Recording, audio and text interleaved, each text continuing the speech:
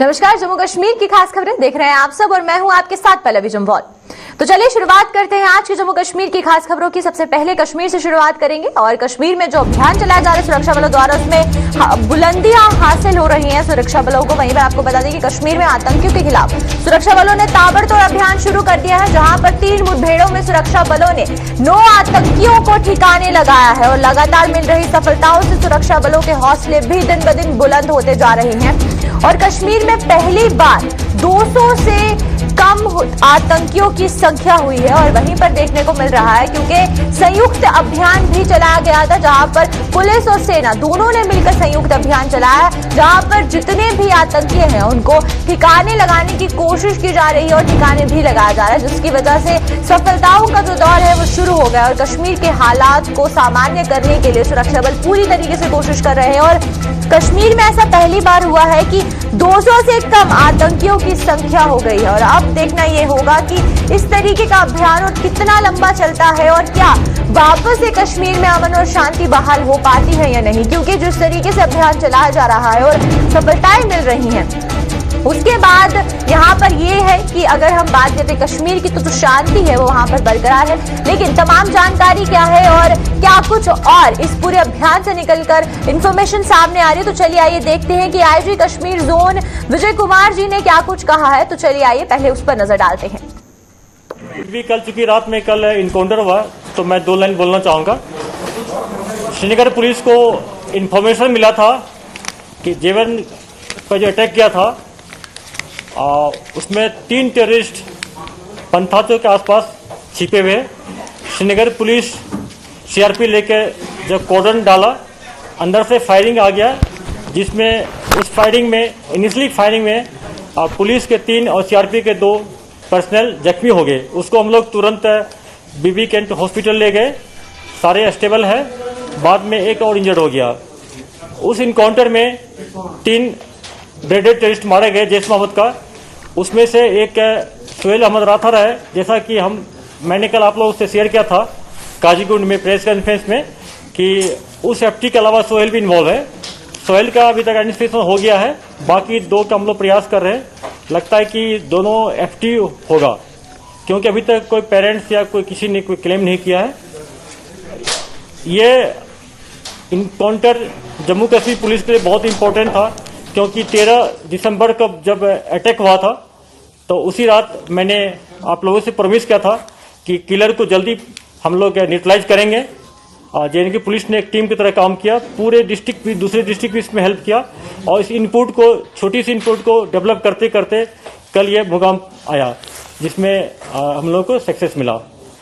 अब मैं आप लोगों से पिछले 1 साल में जम्मू कश्मीर पुलिस और सिक्योरिटी फोर्स के साथ मिलकर हम लोग क्या क्या अचीवमेंट्स प्राप्त किए हैं, क्या क्या चैलेंज आगे है और अगले साल क्या करने वाले हैं, तीनों टॉपिक्स को कवर करेंगे। तो देखा हमने कि क्या कुछ कहना था यहाँ पर आईजी कश्मीर जोन का। और वहीं पर ज्यादा जानकारी के लिए हमारे साथ हमारे सीनियर साथी यहाँ पर सैयद रूफ यहाँ जुड़ चुके हैं। तो चलिए आइए रूफ से जानते हैं कि आखिरकार ये जो अभियान में सफलता मिल रही है उसके बाद खासकर अगर हम वहां पर शांति बहाल करने की कोशिश की जाए तो कश्मीर में शांति बहाल करने के लिए अभियान किस तरीके से चलाया जा रहा है सुरक्षा बलों द्वारा। तो चलिए आइए रुक करते हैं रूफ की तरफ। रूफ, पहले मैं आपसे यही जानना चाहूंगी कि बात करें अभियान की, तो सुरक्षा बलों द्वारा ये जो अभियान चलाया जा रहा है जहां पर कश्मीर में वापस से शांति है उसको बहाल करने की कोशिशें की जा रही है, तो पहले सिक्योरिटी की बात करेंगे। रूफ की सिक्योरिटी में किस तरीके से बदलाव किए गए और क्या कुछ चीजें जो हैं वो बदली हैं?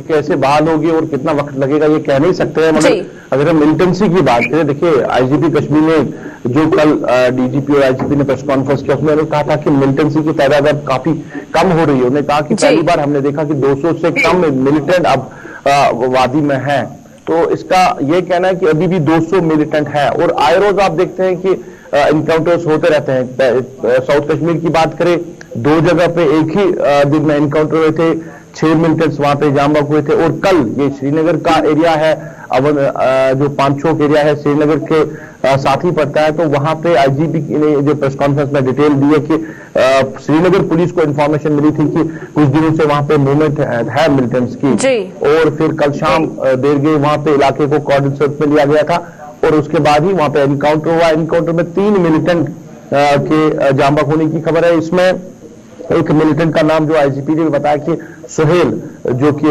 काफी ज्यादा वांटेड था, उसका भी नाम इसमें आ रहा है और 2 फॉरेन मिलिटेंट्स की बात बताई जा रही है। एनकाउंटर में 3 फौजी एहलकार भी जो है वो जख्मी हुए हैं, उनको फिर हॉस्पिटल ले गया जहां पे उनका इलाज चल रहा है। तो मूवमेंट की अगर हम बात करें, देखिए मूवमेंट है, चाहे हम साउथ कश्मीर की बात करें, नॉर्थ कश्मीर की बात करें या सेंट्रल कश्मीर की बात करें। जिस तरह डिटेल में आज आईजीपी ने प्रेस कॉन्फ्रेंस के दौरान कहा कि किस इलाके में कितने मिलिटेंट्स हैं और मिलिटेंट्स की प्रेजेंस कहां पे है, ये सारा खाका उन्होंने आज मीडिया के सामने रखा है। तो इसका मतलब है कि वादी के हर एक एरिया में, साउथ, नॉर्थ या सेंट्रल में मिलिटेंट्स की मौजूदगी है और जिसके लिए फौज जो है वो अपना काम कर रही है। और मिलिटेंट्स की मौजूदगी शहर श्रीनगर में होना, क्योंकि यहाँ कुछ ऐसे इंसिडेंट्स भी हुए इससे पहले जहाँ पे सिविलियन की डेथ हुई है या पंडित की डेथ हुई है, तो कहीं ना कहीं इन चीजों को जोड़ा जा रहा है इस वाकये के साथ। तो पुलिस अपना काम कर रही है। जी बिल्कुल रूफ, ये भी जानना चाहूंगी, सिविलियंस की बात करते हैं तो सिविलियंस भी बहुत ऐसे हैं जो कि इस अभियान, जब पहले ऐसी कुछ एक्टिविटीज हुई थी जहां पर सिविलियंस भी कहीं ना कहीं टारगेट हुए थे और उन पर काफी ज्यादा जो असर था वो वहां की जो लाइफ है उस पर पड़ रहा था। तो अब जिस तरीके से आहिस्ता आहिस्ता ये जो अभियान चलाए जा रहे हैं, तो इससे जो सिविलियंस है उनको किस हद तक शांति और एक सुकून की सांस मिलेगी? देखिए, शांति और सुकून तो कैसे मिल सकता है, क्योंकि हालात अभी यहाँ ठीक नहीं हो रहे हैं जी। जो अब आए रोज एनकाउंटर्स होते हैं, लोगों की जानें चली जाती है, तो इसको हम शांति और सुकून के साथ नहीं जोड़ सकते हैं। हालात अभी भी खराब है। हालांकि जिस तरह पुलिस स्टेटमेंट है कि अभी मिलिटेंसी जो है वो काफी कम हो रही है और तादाद भी काफी घट रही है, मतलब जितनी भी उन्होंने तादाद दिखाई, जो फिगर आउट उन्होंने किया 200 के करीब अभी मिलिटेंट्स है, तो इसका मतलब है कि अभी भी यहाँ पे हालात ठीक नहीं है, अभी मिलिटेंट्स की मौजूदगी है, प्रेजेंस है। तो हालात को आप ठीक जो कह रहे हैं ना, वैसे ठीक हालात अभी भी नहीं है वादी में। जी चलिए, बहुत बहुत शुक्रिया रूफ आपका हमारे से जुड़ने के लिए और तमाम सीनियर साथी रूफ। और वहीं पर हमने देखा कि अगर हम कश्मीर की बात कर रहे हैं तो कश्मीर में जो हालात है उसको अमन शांति बहाल करने के लिए जो पूरी तैयारियां हैं वो की जा रही हैं वहां पर, और इसी के साथ देखने को मिल रहा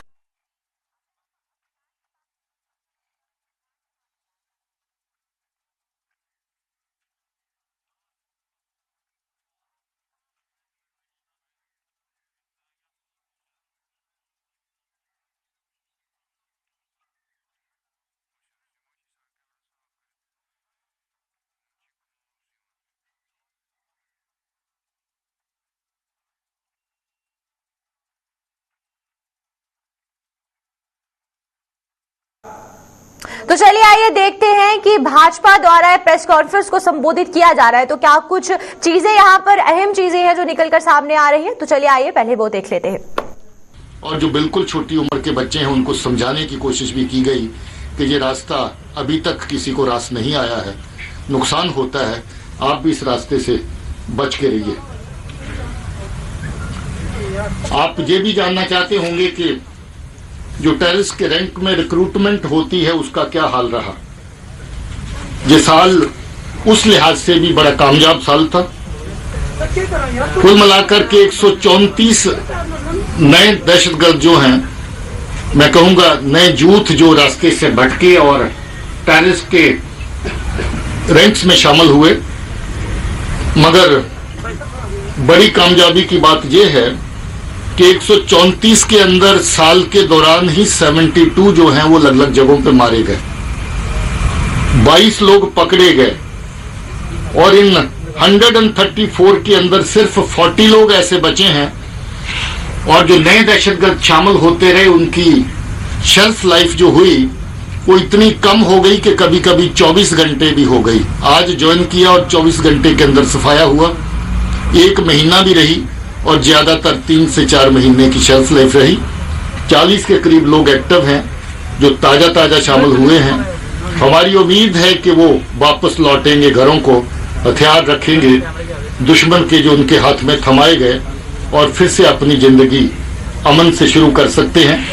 किसी अगर दहशतगर्दी की कार्रवाई में वो शामिल ना हो तो उनके खिलाफ कार्रवाई नरम से नरम करने का भी सोचा जा सकता है। जहां इतनी बड़ी तादाद में कामयाब ऑपरेशन हुए उसके साथ साथ बहुत सारे लोगों को फिर से वापस लौटने का, जिंदा वापस लौटने का मौका भी दिया गया। 80 के करीब ऐसे लोग हैं जिनको पकड़ा गया, 80 टेररिस्ट ऐसे हैं जिनको पकड़ा गया। केसेस ऑफ कोर्स उनके खिलाफ चलेंगे, मगर उनकी जान जो है एनकाउंटर्स के दौरान जो लोग हथियार थामे रखते हैं और आखिर तक अपना काम करते हैं, वो मारे जाते हैं, उससे उनकी जान बची। इसी तरीके से जो दहशतगर्दी की पूरी सांसें जिसकी बुनियाद पे चलती है, OGW जिसको कहते हैं, OGW जो हर रंग में पाया जाता है, सफेद, काला, नीला, हरा, पीला, व्हाइट कॉलर, किसी भी रूप में, किसी भी उम्र में पाया जाता है, 14 साल से लेकर के 80 साल की उम्र तक का, किसी भी सेक्स में पाया जाता है, मर्द भी हो सकता है, औरत भी। पढ़ाई की कोई सीमा नहीं, अनपढ़ भी हो सकता है और इंटेलेक्चुअल भी, रनर भी और गनर भी हो सकता है, फीडर भी है और फॉर्डर भी है। हर तरह की परिभाषा उसकी कम पड़ती है और वो लोकल भी है और ग्लोबल भी है। कश्मीर के अंदर भी बैठा है, पाकिस्तान के अंदर भी है, टर्की में, सऊदी में भी है और इंग्लैंड और जर्मनी में भी है। हमारी कोशिश है कि हम लोकल को भी डील करें और ग्लोबल को भी डील करें। बहुत सारे ग्लोबल OGW जो हैं उनको हम लोगों ने कानून के दायरे में लाया है, बहुत सारे हमारे निशाने पे हैं, उनको आने वाले वक्त में कानून के दायरे में लाया जाएगा। मुझे इस बात को कहते हुए तकलीफ महसूस होती है कि हमारे 20 बहादुर पुलिस के जवानों ने अपनी जान की आहुति दी। 20 जवान दहशतगर्दी के खिलाफ लोगों के हक में काम करते हुए, अमन के लिए काम करते हुए शहीद हुए। मैं जम्मू कश्मीर पुलिस और बाकी सिक्योरिटी फोर्सेस की तरफ से उनको नमन करता हूं, श्रद्धांजलि पेश करता हूं। इसके साथ साथ 23 और जवान जो बाकी सिक्योरिटी फोर्सेस के हैं, उनकी शहादत हुई, हम सब उनको भी अपनी तरफ से श्रद्धांजलि पेश करते हैं। मगर ये बता दूं कि 20 और 23 का आंकड़ा अगर गिनती के हिसाब से लें तो ये गिनती पहले के मुकाबले में काफी कम हुई है। ये एक अच्छी बात है। जहां ऑपरेशनल कामयाबियां बहुत बड़ी हैं, हमारे लोगों का नुकसान जो है कम हुआ है। और एक और बता दूं कि चंद रोज पहले जो हमारी पुलिस की बस के ऊपर अटैक हुआ था पंथा चौक जैवन की रोड पे, पिछले 36 घंटे के अंदर 9 दहशतगर्द जैश ए मोहम्मद के मारे गए हैं और उन सब लोगों का सफाया हो चुका है जो इस अटैक में शामिल थे। मैं ये भी बता दूं कि जितनी भी सिविलियन किलिंग्स इस साल के दौरान हुई, जितनी भी SF किलिंग इस साल के दौरान हुई, उसमें शायद ही कोई दहशतगर्द लोकल या पाकिस्तानी किसी भी आउटफिट से जो संबंध रखता है वो जिंदा बचा हो। सबका सफाया हो चुका है और मुझे सिर्फ 2 लोगों के नाम अभी भी मेरे ख्याल में हैं जो अभी बचे हुए हैं। और मुझे उम्मीद है कि जिस तरीके से कार्रवाई चल रही है, अमन के दुश्मन, लोगों के दुश्मन, अवाम के दुश्मन जो दहशतगर्द हैं, उनका सफाया करने में कोई कसर नहीं छोड़ी जाएगी। वो 2 हमारी रडार पे हैं, बहुत जल्द उनको भी खत्म किया जाएगा। कानूनी कार्रवाई साथ साथ जैसे मैंने कहा, बड़ी तादाद में PSA उन लोगों के खिलाफ लगे। पब्लिक सेफ्टी एक्ट के तहत डिटेंशंस हुई जो देखने को भले सादे लगते हैं मगर करतूतों के लिहाज से बहुत काले हैं, उनका भी हिसाब साथ में हुआ। काफी बड़ी तादाद में UAPA के तहत केस रजिस्टर किए गए। 497 तादाद है केसेस की, जो ऐसे लोगों को डील करने के लिए जो मिलिटेंसी में न सिर्फ डायरेक्टली इन्वॉल्व हैं बल्कि इनडायरेक्टली मिलिटेंसी को, दहशतगर्दी को जिंदा रखने में, चलाने में अलग अलग तरह की हरकतें करते हैं। दहशतगर्दी को सपोर्ट करने के लिए जो गाड़ियों का इस्तेमाल होता है, बड़ी तादाद में गाड़ियां UAPA के केसेस में सीज कर ली गई, जिसके ऑर्डर पुलिस हेडक्वार्टर की तरफ से दिए गए। दुकानें, मकान, जमीनें भी सीज करी गई जिनका इस्तेमाल दहशतगर्दों के लिए होता है। बहुत खुशी की बात यह है कि हम जो पिछले 3 साल से ज्यादा अरसे से एक नया रिकॉर्ड कायम करके चल रहे हैं कि लॉ एंड ऑर्डर की हैंडलिंग में किसी भी सिविलियन की किलिंग ना हो, वो रिकॉर्ड आज भी बरकरार है। पिछले 3 साल से 18 में 2 ऐसे लोग थे जो लॉ एंड ऑर्डर के दौरान मारे गए थे। 19, 20, 21 में ये फिगर 0 चल रही है और हमारी कोशिश रहेगी कि हम इसको जीरो रखें, क्योंकि लोगों का तावन, लोगों का सहयोग हमारे साथ है। लोग समझबूझ से काम लेते हैं और उकसाए जाने पर भी किसी की उकसाहट में नहीं आते हैं। ये एक अच्छा चलन है, इसको जारी रखा जाएगा।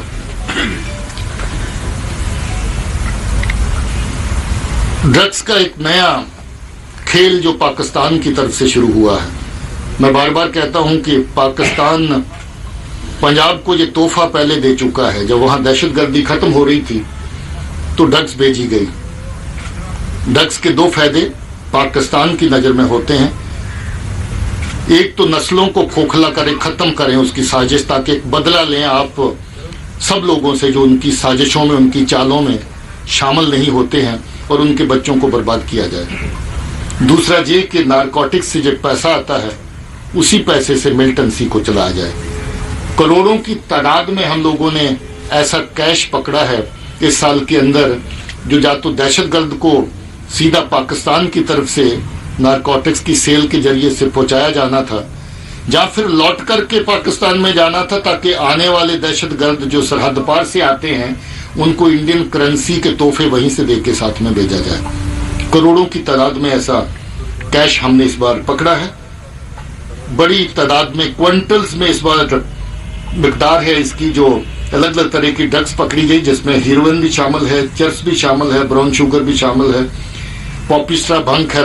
लोकली ये स्मगल होता है, कश्मीर से बाहर जाता है, मगर बाकी नारकोटिक सब्सटेंसेस जो पाकिस्तान की तरफ से आते हैं उनकी तादाद ही नहीं बढ़ी, बल्कि हमारी कार्रवाई भी और तेज हुई।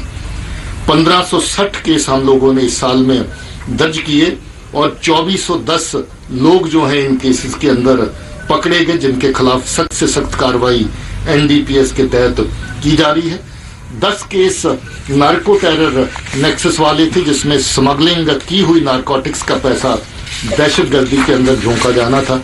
10 केसेस ऐसे भी रजिस्टर किए गए, और 25 लोग जो नार्को टेरर के नेटवर्क्स में काम करते हैं वो पकड़े गए। क्राइम के हवाले से अगर देखें तो लगभग 30,000 केस इस साल अलग अलग हेड्स ऑफ क्राइम के तहत रजिस्टर हुए, जिसमें लगभग बराबर ही फिगर है। 15,500 के करीब इसकी फिगर जम्मू में है, और 14,500 के करीब इसकी फिगर कश्मीर में है। 30,000 के करीब टोटल जो आंकड़ा जो है वो रहा। मगर इसके साथ ही कोई 13,000 के करीब केसेस पुलिस की तरफ से डिस्पोज ऑफ किए गए, कोर्ट्स में पेश किए गए, जिनकी कार्रवाई अलग अलग स्टेजेस के ऊपर इस वक्त चल रही है। कोविड की वबा आप सब जानते हैं, सबको खौफ में, डर में इसने रखा, और बहुत सारी जानें भी इससे जाया हुई।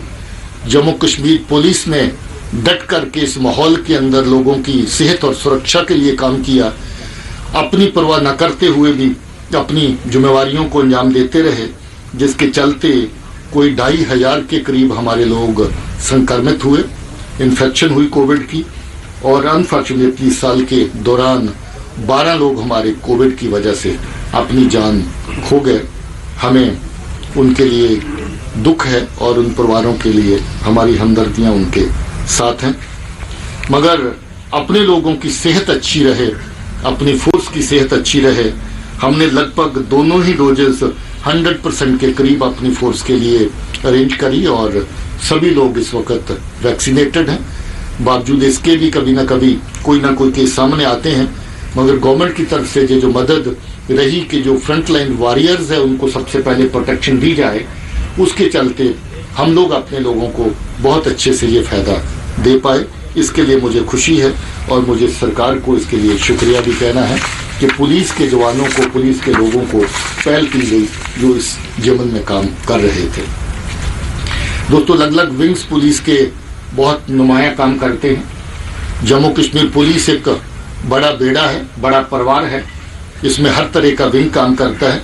आर्मड पुलिस ने भी बढ़ चढ़ के हर तरह की ड्यूटीज में हिस्सा लिया, और बहुत कामयाब साल आर्मड पुलिस के लिहाज से भी रहा। बहुत अच्छे काम उन्होंने करे, ट्रेनिंग के ऊपर फोकस कर रहे हैं, लॉ एंड ऑर्डर की तैयारी में हमेशा लगे रहते हैं, और हमने उनको और मजबूत करने के लिए बहुत सारी इक्विपमेंट और बहुत सारी ट्रेनिंग्स का इंतजाम किया है। ट्रैफिक का विंग आपको सीधे लिए चलेंगे अयोध्या के हनुमानगढ़ी, जहां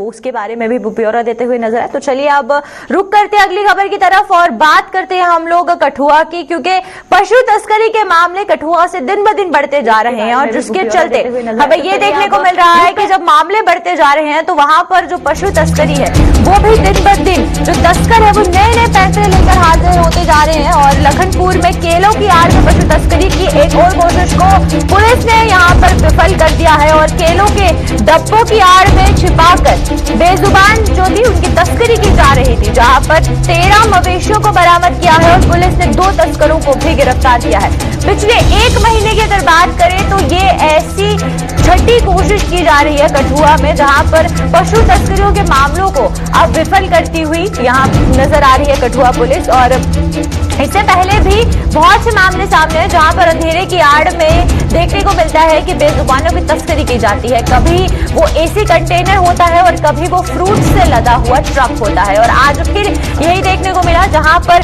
केलों की आड़ में जो पशु तस्करी थी वो की जा रही थी, जहां पर 13 मवेशियों को बरामद किया गया है और 2 तस्करों को गिरफ्तार भी किया गया है। ज्यादा जानकारी क्या है और क्या कुछ और चीजें निकलकर सामने आई इस पूरी कार्यवाही से, तो चलिए आइए हमारे साथ हमारे संवाददाता यहाँ पर कठुआ से जुड़ चुके हैं सरबजीत। चलिए आइए उनसे जानते हैं। सरबजीत, पहले जानेंगे कि ओनरशिप की बात करें तो ये जो ट्रक का मालिक था उस पर क्या कुछ कार्यवाही की गई है अभी तक?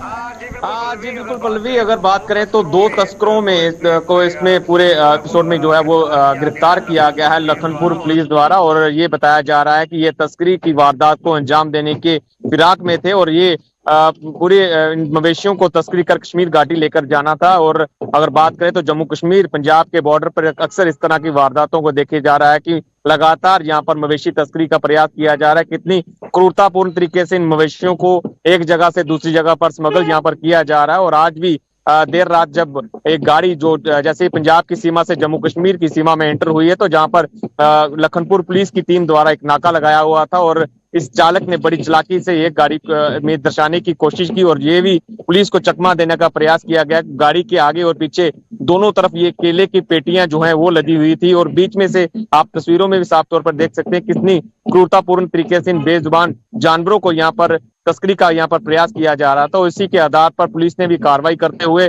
दोनों तस्करों को यहाँ पर गिरफ्तार कर लिया है और इन 13 मवेशियों को इन तस्करों के चंगुल से छुड़ाते हुए जो पुलिस द्वारा बनाई गई विशेष गौशाला है वहां पर इनको रखा गया है। जानना चाहूंगी ये जो गाड़ी है ये कौन सी स्टेट से आ रही थी, क्योंकि जो गिरफ्तार किए गए हैं 2 लोग उनसे क्या कुछ जानकारी मिली है कि कहां से ये तस्करी को अंजाम दिया जा रहा था और कहां तक ये जो तस्करी थी वो की जा रही थी? दोनों लोग ही जम्मू के पुंछ जिला के रहने वाले हैं और इन दोनों को लखनपुर पुलिस ने वहां पर गिरफ्तार किया है और इनसे पूछताछ अभी जारी है कि कितनी क्या ये पहले भी इस तरह की स्मगलिंग में इन्वॉल्व हैं और क्या और भी इनके साथी हैं जो इस तरह की स्मगलिंग के लिए इस तरह का पूरा जो एक कह सकते हैं कि तरीका जो है वो अपनाया जा रहा है, क्योंकि नए नए हथकंडे जो है वो ये तस्कर अपनाते रहते हैं। जिससे पहले भी हमने बताया है कि किस तरह से कोयले की आड़ में यहाँ पर मवेशी तस्करी का प्रयास किया जाता है।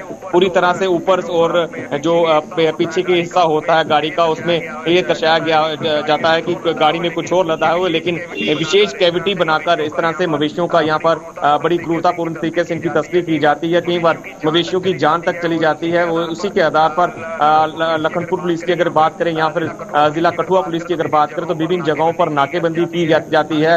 हर जगहों पर गाड़ियों की जांच जो है वो की जाती है और इसी जांच का एक नतीजा है कि रात को भी एक बड़ी वारदात को। देखिए सरबजीत, आखिरी सवाल मेरा आपसे ये रहेगा कि अगर हम बात करें कठुआ की तो पिछले 1 महीने का आंकड़ा देखें तो पिछले 1 महीने में ये बहुत बार ऐसा हुआ है जहां पर तस्करी को अंजाम दिया गया है और अब जाकर पुलिस जो है वो सतर्क भी हो गई। लेकिन कानून में और ज्यादा सख्ती लाने की कितनी जरूरत है, क्योंकि इससे पहले जो तस्कर पकड़े गए हैं उनके साथ क्या कुछ कार्यवाही की गई जिससे कि आने वाले समय में जो तस्करियां होने वाली है उस पर थोड़ी सी रोक लग सके?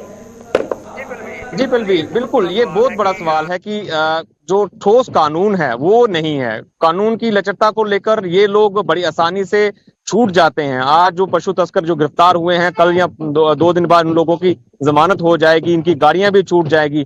ठोस कानून होगा तो ये लोग वापस तस्करी की वारदातों को अंजाम नहीं देंगे, क्योंकि हमने ये भी देखा है कई बार जो गाड़ियां हैं बार बार मवेशी तस्करी का एक ही गाड़ी जो है बार बार उपयोग में लाई जाती है। जो शख्स गिरफ्तार किए जाते हैं वो स्मगलर जो हैं, एक बार कठुआ थाना में पकड़े जाएंगे, हो सकता है एक बार सांबा थाना में पकड़े गए हों, और हो सकता है एक बार राजबाग थाना में पकड़ेंगे। तो बार बार इस तरह की तस्करी का प्रयास जो ये लोग कर रहे हैं, कहीं ना कहीं कानून जो है वो ठोस नहीं है, जिसकी वजह से ये लोग बार बार इस तरह तस्करी की वारदातों को यहाँ पर अंजाम देते हुए दिखाई दे रहे हैं।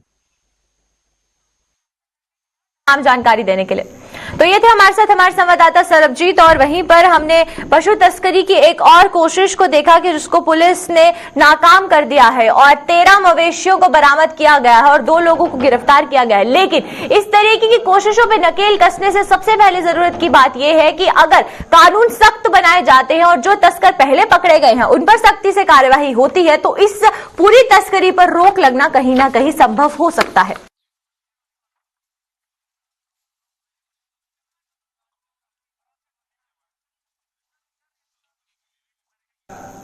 तो चलिए आप कठुआ के बाद रामबन की तरफ चलते हैं और रामबन से भी जो खबर है वो निकलकर सामने आ रही है, जहां पर रेल परियोजना के लिए जमीनें दे चुके थे लोग, लेकिन अब उनको बड़ी मुश्किलों का सामना करना पड़ रहा है। रामबन के सुबड़ इलाके में लोगों को प्रदर्शन करने को मजबूर होना पड़ा और जमीनों का ना तो उन्हें मुआवजा मिला है और ना ही नौकरी देने के जो आश्वासन थे वो पूरे हो पाए हैं और लोगों ने जिला प्रशासन से अब इंसाफ की गुहार लगाई है। आपको बता दें कि ये जो पूरा मामला है सुबड़ इलाके का आ रहा है, जहां पर लोग अब सड़कों पर प्रदर्शन करते हुए नजर आ रहे हैं। लेकिन पूरा मामला क्या कुछ है, क्योंकि जिस तरीके से सरकार ने आश्वासन दिया था वो आश्वासन आज तक पूरा क्यों नहीं हो पाया, ये एक बहुत बड़ा सवाल है। तो चलिए आइए, ज्यादा जानकारी के लिए हमारे साथ हमारे संवाददाता नदीम यहां पर रामबन से जुड़ चुके हैं, तो चलिए आइए उनसे जानते हैं। नदीम, पहले जानना चाहेंगे कि पूरी बात जो थी वो कहां से शुरू हुई और अभी तक इन लोगों को ना ही मुआवजा मिला है किसी तरीके का और ना ही नौकरियां दी गई हैं। जी बिल्कुल, देखिए पल्लवी, मैं आपको एक चीज बता दूं कि ये सुमड़ इलाका है रामबन का, जहां पे रेलवे टनल का काम चल रहा है T48 और 49 का। वहां पे जो कंपनियां 3 नई आई हैं, जिसमें JVI है, SRB और तीसरी, क्योंकि आज जो प्रोटेस्टर्स नारेबाजी कर रहे थे वो JVI मुर्दाबाद, SRB मुर्दाबाद और नागर सिंह मुर्दाबाद, ये 3 कंपनियां वहां पे नई आई है। इन 3 कंपनियों के वहां पे काम चल रहा है। देखिए हम देख रहे हैं टनलिंग का काम चल रहा है, स्टेशन यार्ड का काम चल रहा है। स्टेशन यार्ड का काम चलने की वजह से वहां जो पीने के पानी के चश्मे थे वो खुश्क हो गए हैं। जिन लोगों की जमीनों को नुकसान हुआ है, जिनके घरों को नुकसान हुआ है, उन लोगों को ना तो वहां पे जॉब मिल पाई है और ना तो वो प्रॉपर कंपनसेट किया गया है उन्हें। अब ये लोग डिमांड करें कि हमें इंसाफ दिया जाए, हमें नौकरी भी दी जाए, क्योंकि हम यहाँ के लोकल्स हैं और जो यहाँ पे नुकसान हमारा हुआ है, कुदरती वसाइल का नुकसान हुआ है, उस पर ध्यान दिया जाए ताकि लोगों को परेशानी न हो। जहां पीने के पानी की कमी है तो वहां वाटर पाइपलाइंस बिछाई जानी चाहिए ताकि लोगों को पीने का पानी आसानी से मिल सके। अपने घरों तक पहुंचने के लिए फुटपाथ वगैरह बनाई गई थी वो तोड़ दी गई है। तो तमाम जो नुकसान हुआ है वहां पर, उन सब चीजों को लेकर ये लोग जो है प्रोटेस्ट कर रहे हैं। उनका ये कहना है कि प्रोटेस्ट हमारा चलता रहेगा जब तक हमें इंसाफ नहीं मिलता, जब तक हमसे बात नहीं होती। नदीम, आपका तमाम जानकारी देने के लिए। और ये हमने जो अभी आप तस्वीरें देख रहे हैं अपनी टीवी स्क्रीन पर, ये सुबड़ इलाके की है जो कि रामबन का है और वहीं पर लोग प्रदर्शन कर रहे हैं, जिनका कहना है कि सरकार द्वारा आश्वासन तो दिया गया लेकिन ना ही अभी तक मुआवजा दिया गया है और ना ही किसी तरीके की कोई नौकरी उन्हें प्रदान की गई है। लेकिन चलिए, आज की जो जम्मू कश्मीर की बुलेटिन है उसमें सिर्फ इतना ही। आप मुझे दीजिए इजाजत। नमस्कार।